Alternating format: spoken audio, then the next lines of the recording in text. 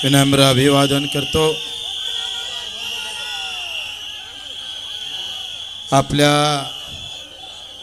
सर्व प्रहारच्या कार्यकर्त्याला, सर्व शेतकरी शेतमजूर बांधवाला इतक्या उन्हातान्हात सुद्धा जीवाची पर्वा न करता एकाही पैशाचं कुठलंही आमिष न ठेवता इथं उपस्थित झालात म्हणून तुम्हाला मानाचा मुद्रा अर्पण करतो। खरं तर आज सभा सायन्स कोर मैदानावर होणार होती। आपण विनाकारण वाद वाढू नये म्हणून सभेचं मैदान जरी बदललं असेल पण निवडणुकीतलं मैदान आम्ही मारल्याशिवाय राहणार नाही। मैदान कोणतंही ठेवा राणा, जीत हमारी होंगी। तू कबड्डी में खेलेगा तो भी हारूंगा, क्रिकेट खेलेगा तो भी हारूंगा, तू अगर खो खो खेलेगा उसमें भी हारूंगा, तू अगर कुश्ती खेलेगा तो ऊपर पटक के गिराऊंगा साले। जिधर जिधर से आएगा उधर उधर से हमारा कार्यकर्ता रोकेगा तेरे को। ये कालिया, ये ताकत किसान की है। ये सनी देओल का रोल में है अभी सब। ये कालिया, ये ताकत मजदूर की है। अगर हाथोड़ा उठा लेता है ना तो मुसीबत खड़ी हो जाती है। हाल अगर चला देता है ना तो जमीन भी फाड़ देता है किसान, जमीन भी फाड़ देता है किसान।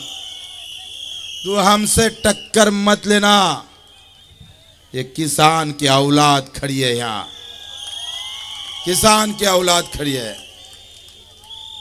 ज्यांनी ज्यांनी दाबण्याचा प्रयत्न केला असल, तुमने दबाने की कोशिश की, हम ऐसे उफर कर बाहर आ गए कि अब तेरी गिरने की कहाँ गिरेगा ये पता नहीं तुझको। काल आम्हाला तुम्ही दाबण्याचा प्रयत्न केला, आज ह्या सर्वसामान्य माणसानं दाखवून दिलं अगर हाथ लगाएगा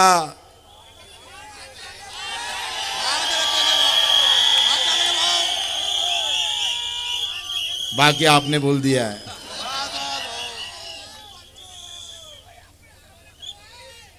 पंचवीस 20 वर्षामध्ये आम्ही विनाकारण कोणासोबत राजकीय दृष्ट्या खटकून घेतलं नाही। आम्ही खटकून घेतलाय शेतकऱ्यासाठी, शेतमजुरासाठी। हे रफिक भाई आले आमचे पुण्यावरून, काय गरज आहे हो एवढी आत्मीयता? काय जिंकलं आम्ही, काय कमावलं आम्ही? मित्र, ज्याला 2 पायानं चालता येत नाही तो माणूस पुण्याहून येऊन आमच्या विजयासाठी मेहनत करतं, हे कमावलं आम्ही, हे कमावलं। तुमचा नेता मुंबईहून येतो पण आमचा कार्यकर्ता 2 पाय नसताना पुण्याहून येतो, लक्षात ठेवा। उधर नेताओं की गर्दी है और यहाँ कार्यकर्ताओं की गर्दी है। अरे खुर्च्या लावल्या असत्या तर मैदान कमी पडलं असतं। तुम्हाला माणसं बसायला भेटत नाही तर खुर्चीचं अंतर 10 फूट ठेवतात साले हो।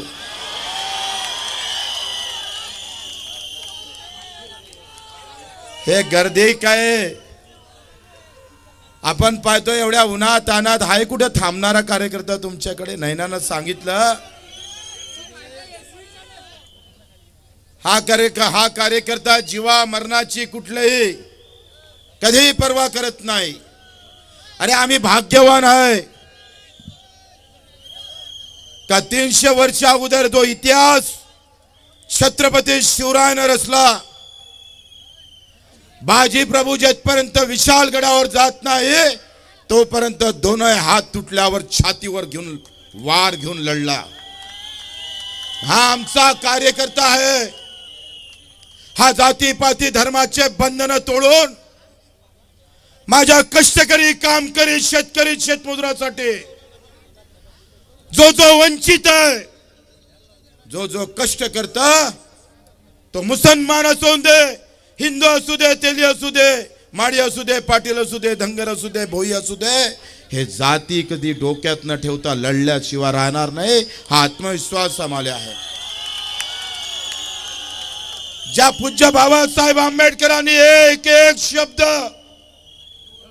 माझ्या सामान्य माणसाचे दुःख त्या संविधान मध्ये लिहून आजही तुमचं अस्तित्व कायम ठेवलं, त्या बाबासाहेबांचा त्याग आमच्या कार्यकर्त्याच्या डोक्यात आहे। छत्रपती शिवराय गेल्यानंतर जनकल्याणी राज्य जर कोणी चालवलं असेल तर त्या राजमाता राष्ट्रमाता अहिल्यादेवी होळकरांची आम्ही खऱ्या अर्थानं कार्यकर्ते आहोत, लक्षात घ्या। महात्मा फुले असेल, अण्णाभाऊ साठे असेल, या सगळ्या विचारवंताच्या विचारावर एक एक पाऊल मित्र टाकायचं आहे। काल त्यांनी असं प्लॅनिंग होतं का आम्ही मैदान बुक केल्यानंतर आम्ही तिथं जावं, मारावं, कुठेतरी दंगा करावा आणि आमच्या दोघांना अटक अंदर घालावं। पण हे प्लॅनिंग तुमच्या आमच्या समजदारीनं ते रद्द झालं। एवढ्या खालच्या स्तरावरचं राजकारण ह्या जिल्ह्यात कधीच झालं नाही।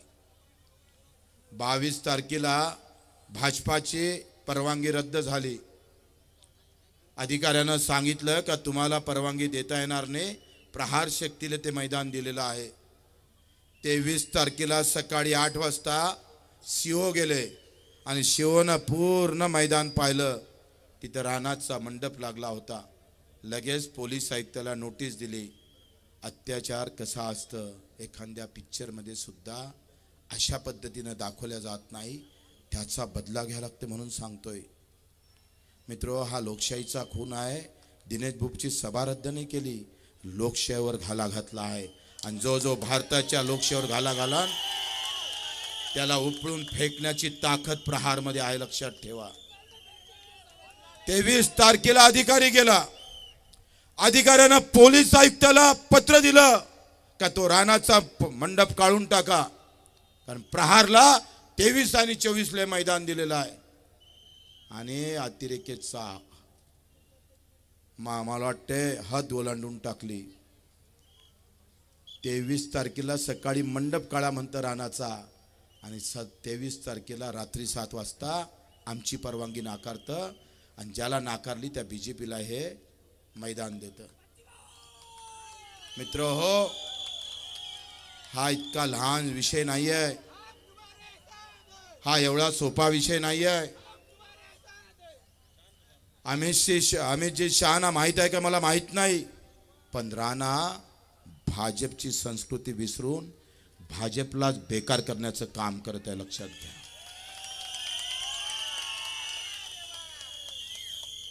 या राणामुळे आम्ही पाहतो अवघ्या महाराष्ट्रामध्ये कालचं जे प्रकरण झालं ना, याचे परिणाम पुऱ्या महाराष्ट्रात उमटल्याशिवाय राहणार नाही, लक्षात ठेवा। अरे चंद्रशेखरजी बावनकुळे आम्ही सांगतोय अर्ज भराच्या अगोदर आणि हायकोर्टाचा निकाल लागाच्या अगोदर बावनकुळेजी असं म्हणतं का निकाल लागला आणि तो नवनीतजी राणाच्या बाजूने लागला। अरे 10वीतला पेपर फुटला आम्ही ऐकलं होतं आतापर्यंत, पण न्यायालयातला पेपर फुटताना पहिल्यांदा पाहिला निर्णय फुटताना। ही अराजकता नाही, हे कायद्याचं राज्य आहे। इथं कायदा जर पायदुळी तुडल्या जात असेल तर ते एखाद्या माणसाच्या खुनापेक्षाही मोठा अपराध आहे। इथं कायदाच तुटला असेल, कायदा जर चीर चीर करून त्या कायद्याचा जर श्वास रोखला जात असेल, त्याच्या नळलीवर जर हात ठेवला जात असेल तर ते हात तोडण्याचं सामर्थ्य प्रहारमध्ये आहे। आम्ही तोडू। आणि 23 तारखेला यांनी आम्हाला 8 वाजता बंदी घातली, सांगितलं का अमित शहाच्या सुरक्षेच्या माध्यमातून आम्हाला हे ग्राउंड तुम्हाला देता येणार नाही. अरे उद्या तुम्ही घरात घुसणार, सभा आहे म्हणून आमच्या. अरे आग आज इथं लागली, उद्या तुमच्या गावात लागू शकतं, लक्षात घ्या. ही लढाई आता दिनेश बुब आणि बच्चू कडूपुरती मर्यादित नाही आहे. एक कायदा तोडणारे लोक आणि एक कायदा पाळणारे लोक, आम्ही कायदा प्रेमी आहे म्हणून एवढ्या ताकदीने इथं आलो आहे, लक्षात घ्या. तुम्ही आम्ही या सगळा विचार करून मित्र या जिल्ह्यामध्ये जर आम्ही पाहिलं तो क्रिकेटरचा तो काय म्हणतात त्याला, सट्टेबाज,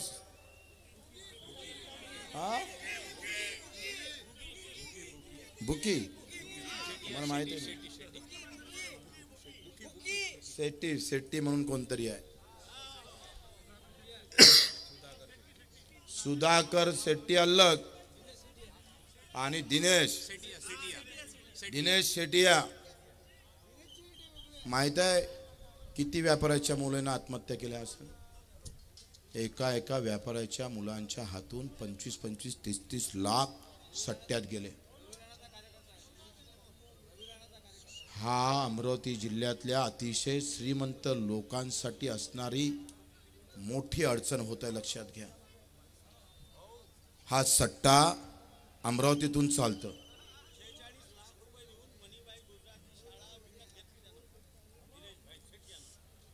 मित्र हो, ही जी लढाई आहे ती फक्त निवडणुकीपुरती नाही आहे. पब सुरू झालं अमरावतीत, जुगाड चालतं 3 कोटीचा. हा आमचा आयुक्त स्वाभिमान पक्षाचा अध्यक्ष असा वागतोय. हे निवडणूक होऊ दे, मग तुला सांगतो काय असतं प्रहार म्हणून.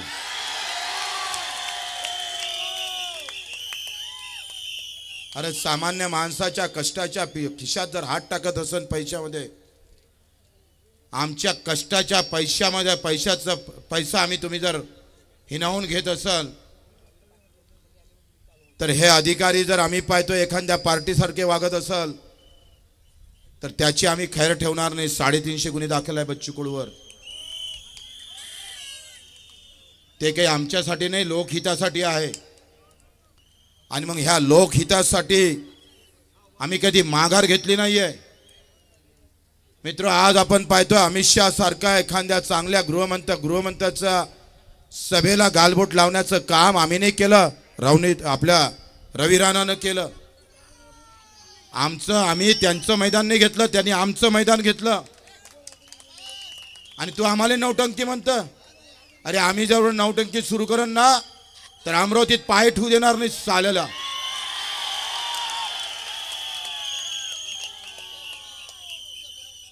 मित्र, आपण पाहतोय आता तुम्ही निवडणूक लढताय, 800 रुपये कापसाचे भाव कमी झाले, 45 लाख टन तूर आणली, 2000 रुपये तुरीचे भाव कमी झाले.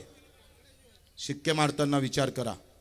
कुठल्याही पक्षाचा असू द्या, कुठल्याही धर्माचे असू द्या.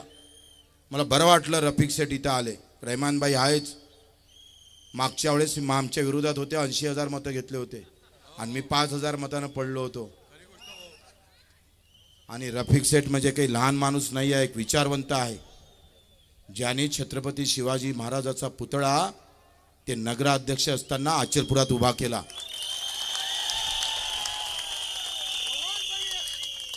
जातीपातीच्या पलीकडे जाऊन सुद्धा कोणताही महापुरुष एका जातीचा एका धर्माचा नसतं, हे रफिक शेठने त्यावेळेस सगळ्यांना संदेश दिला आहे. आणि तो संदेश घेऊन आम्ही पाहतोय का आम्ही तुम्ही सगळ्यांनी एकत्र होणं गरजेचं आहे. आज नैनाचं भाषण चांगलं झालं, राजकुमारनी जर चौके छक्के मारून टाकले. आणि एवढं सगळं होत असताना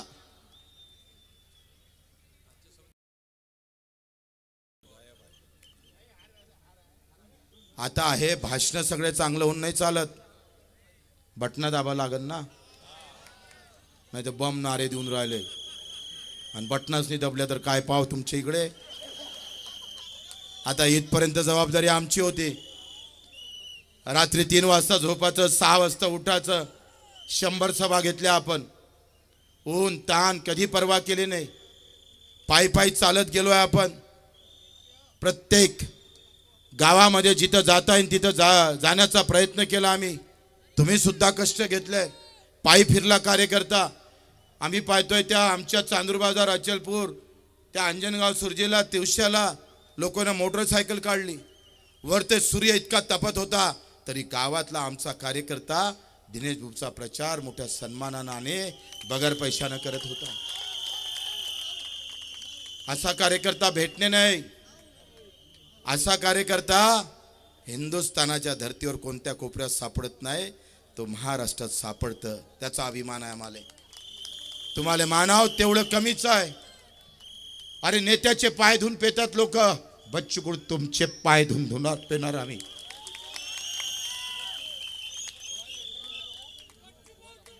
मी भाग्यवान समजतो स्वतःला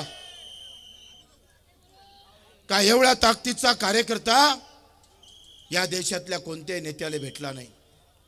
आणि म्हणून हम आपके लिए मर भी सकते हैं, आपके लिए मर भी सकते हैं और आपके भलाई के लिए और ज्यादा जी भी सकते हैं.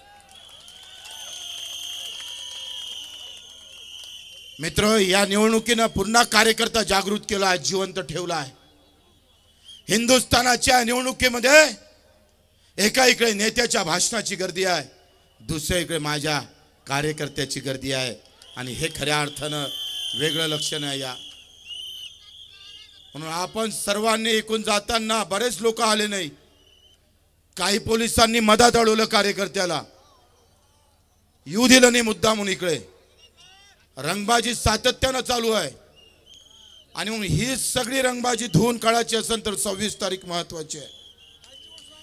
मित्र, आम्ही पाहतोय आता मला चिठ्ठी आली, अमित शहा यांच्या बॅनरवर अजितदादाचा फोटो गायब आहे.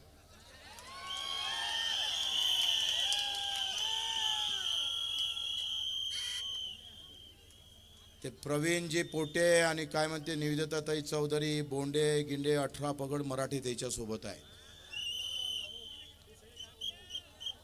आणि ते दणकावून सांगत आहे हम जीत के लाएंगे. म्हटलं तुम्ही एवढी गुलामीत का स्वीकारताय मला माहित नाही. पोटेंना बालकमंत्री म्हटलं तरी पोटे जोरजोऱ्यानं बोंबलून बोंबलतं, जोरजोऱ्यानं ओरडून राणाला निवडून आणा, राणाला निवडून आणा. तुम्ही जर इकडल्या स्टेजवर असते ना पोटे साहेब, मला खांद्यावर नाही तुम्हाला खांद्यावर घेतलं असतं.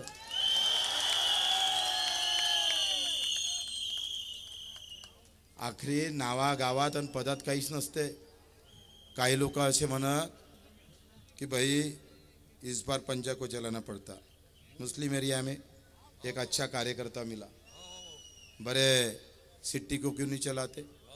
नहीं, बोले वो बीजेपी का थोड़ा दिख रहा है. मैंने बोला, वो कार्यकर्ता ने बताया अरे एमआईएम वाले ने प्रवीण पोटे को होट मारे. आधे नगर से थे मुसलमान के, उन्होंने भी बीजेपी के प्रवीण पोटे को होट मारे. नहीं रफीक से रहमान भाई मारे ने, आधे मुस्लिम नगर सेवक ने नहीं मारे क्या अकबर भाई? मारे. तो इतना क्यों डरते हो राणा को? मैं अकेला काफी है ना, डरो मत. आमची लढाई काही राणाच्या विरोधातली नाही आहे. राणा तर एका कोपऱ्यातला असा कुठेतरी बसलेला आहे, कसा लहानसा पिल्लू आहे तो.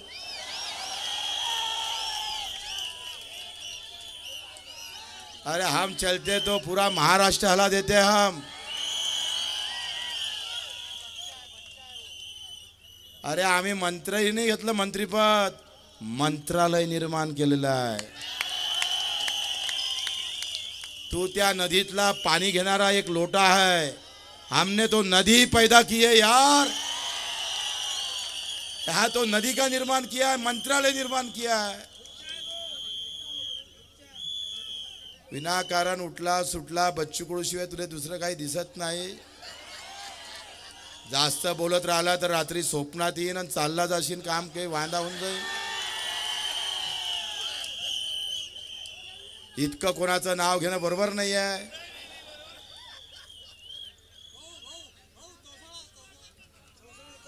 चौसाळ्यातल्या शेतकऱ्यांना सगळ्या आमचे बाळासाहेब आहे काळमे पाय लावून पया लागले यांना शेतकऱ्यांना हाकललं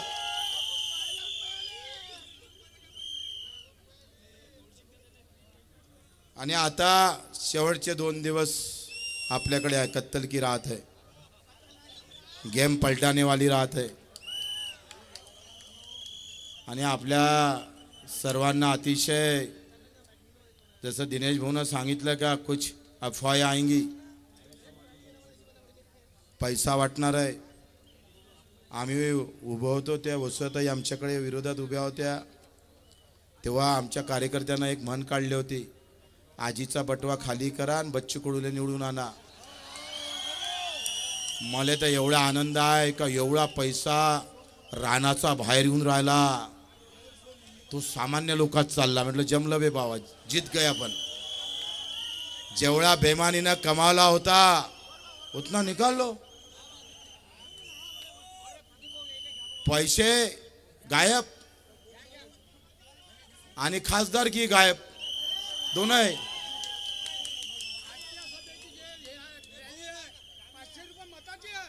ते सगळ्यालाच माहित आहे ते काय सांगावं लागतं ते एवढ्या दुरून सांगायला आले का तिकडे जे रॅलीत लोक आले ते 500 रुपये घेतले म्हणून अरे तुम्हाला माहित नाही हनुमान जयंतीची आता मिरवणूक निघाली आणि प्रॉम्प्लेटमध्ये काय छापलं होतं मोटरसायकल घेऊन या आणि 1000 रुपये घेऊन जा जाहीर छापतोय आणि कलेक्टर झोपलाय का तू काय कारवाई नाही होत त्या आम्हाला पत्र लिहितं